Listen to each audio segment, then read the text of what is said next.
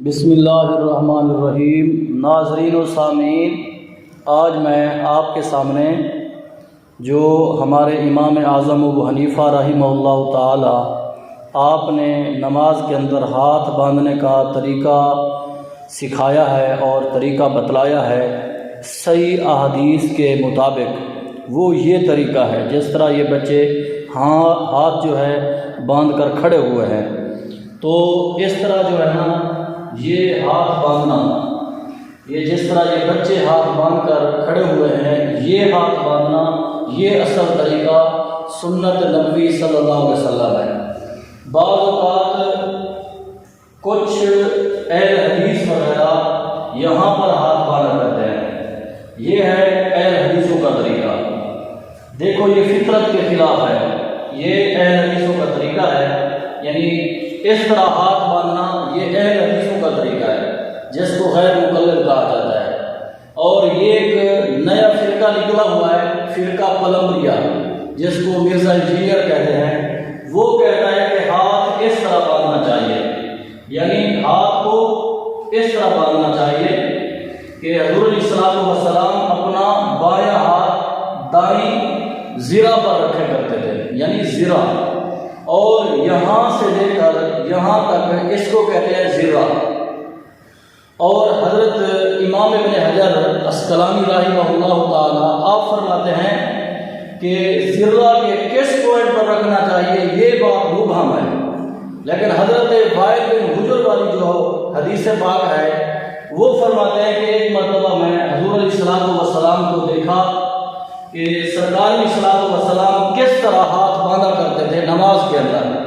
یعنی اس طرح حضور علیہ الصلوۃ والسلام نماز کے اندر ہاتھ باندھا کرتے تھے، لیکن بعض جو ہے اس طرح ہاتھ باندھتے ہیں، یہ فرقہ پلمبریا ہے، اور یہ اس طرح یہ اہل حدیثوں کا طریقہ ہے۔ اور اہل حدیث کس طرح کرتے ہیں کہ جو ہے نا اس طرح اہل حدیث یہ طریقہ بتلاتے ہیں کہ نماز کا طریقہ کیا ہے، یعنی اپنے پاؤں کو کھلا رکھنا، یعنی کہ اپنے پاؤں کو پھیلانا، یعنی اپنے پاؤں کو پھیلا لو، فل پھیلا لو، یعنی پاؤں کے پاؤں ساتھ ابھی پھیلاؤ، یعنی یہ طریقہ ہے جو ہے اہل حدیثوں کا۔ دیکھو یہ اس طرح نماز ہوتی ہے، یہ فطرت کے خلاف ہے، یہاں پر ہاتھ باندھیں، یہ اہل حدیث اس طرح نماز پڑھتے ہیں، یہ بتاؤ یہ فطرت کے خلاف ہے، اور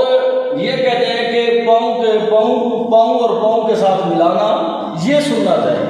لیکن اب یہ بتاؤ اگر اسی طرح اس کو کہتے ہیں ادب والا طریقہ، اگر یہ طریقہ ادب والا ہے تو میں پوچھتا ہوں اسی طرح اگر کوئی بندہ جج کے سامنے کھڑا ہو جائے، اسی طرح کسی اور مہذب بندے کے سامنے، یا جس طرح کوئی بندہ ایسا ہوتا ہے باروب باشخصیت بندہ، اس کے سامنے اس طرح کون کھڑتا ہے؟ یہ تو کبڈی کھیلنے کی مترادف ہے۔ لیکن اصل میں بات یہ ہے کہ طریقہ جو کھڑنے کا طریقہ ہے، اپنے پاؤں کو ملاؤ، یعنی آپ کو جس طرح کھڑے ہوئے تھے، یعنی یہ طریقہ، یہ کندھے سے کندھا ملاؤ، صفوفکم، جو جس طرح حضور علیہ الصلوۃ والسلام کا فرمان ہے، یعنی اس طرح نماز کے اندر کھڑنا سنت ہے۔ یہ جو پلمبری والا طریقہ، یہ جس طرح غیر مقلد طریقہ بتلاتے ہیں، یہ بالکل حدیث کے خلاف ہے۔ ہمارے امام اعظم ابو حنیفہ رحمہ اللہ تعالی، خود ہمارے امام اعظم نے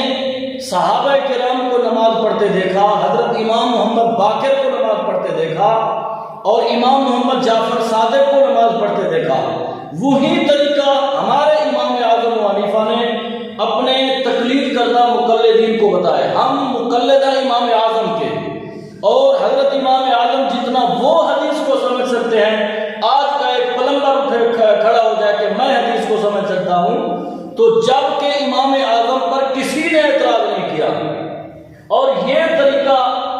فطرت کے خلاف نہیں بلکہ فطرت کے مطابق ہے، اور جو یہ طریقہ ہے، اور حضور علیہ الصلوۃ والسلام نے فرمایا کہ یعنی اس طرح ہاتھ رکھنا چاہیے۔ حضرت امام ابن حجر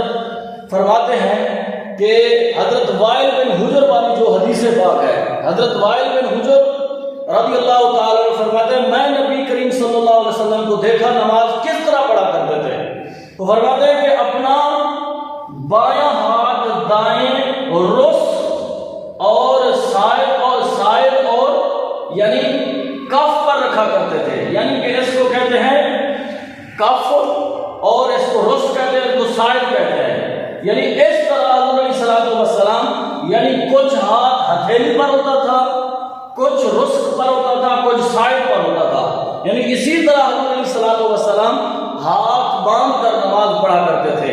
لیکن وہ طریقہ بھی صحیح نہیں ہے اور مرزا پلمبریا جہالویہ کا یہ طریقہ بھی صحیح نہیں ہے، بلکہ اس کا استاد ہے مولوی اسحاق جہالوی، وہ کہتا ہے کہ اس طرح یوں نہیں ہے تم نے باندھا، یہ اس طرح یہ طریقہ صحیح نہیں ہے، بلکہ یہ طریقہ جو ہے جس طرح یہ بچے نماز میں یہ اس طرح باندھ کر کھڑے ہوئے ہیں، یہ طریقہ درست ہے، اور تمام احادیث کو امام اعظم اکٹھا کرتے ہوئے یہ طریقہ